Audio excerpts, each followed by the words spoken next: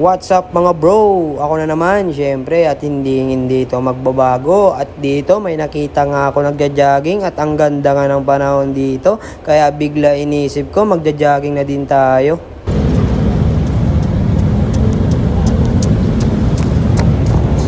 Pagtapos ko nga mag-jogging guys ay kumain na din ako. Useless talaga yung jogging mo ron. At nagpapoki na din ako dito. Kita mo naman sa itsura ko. At kumain na din ako. At ayan, 2 kanin pa. Grabe ka talaga kumain ron. Parang wala nang bukas.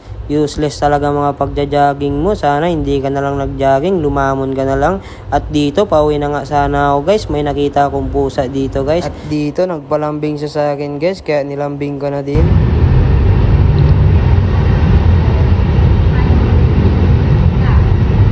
Pagtapos ko nga siya laruan guys ay pumunta na din ako sa Lawson para bumili ng tubig at yosi at isang sting.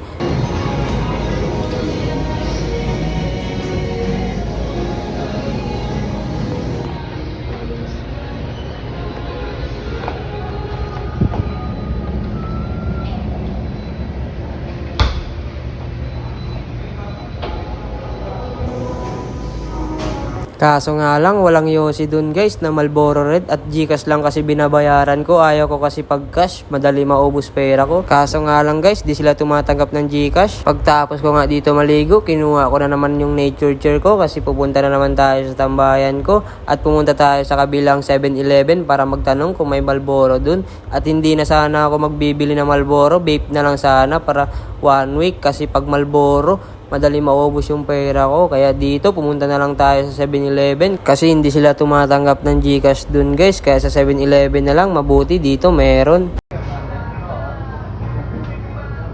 Tapos ko nga bumili guys, ay papunta na din tayo sa tambayan ko. At iniwan ko pa nga yung nature chair ko dito. Kasi nakakaya naman pag dinadala-dala mo to. At ayun nga, dito nga yung tambayan ko guys. Maganda nga dito mga bro, tahimik, may hangin.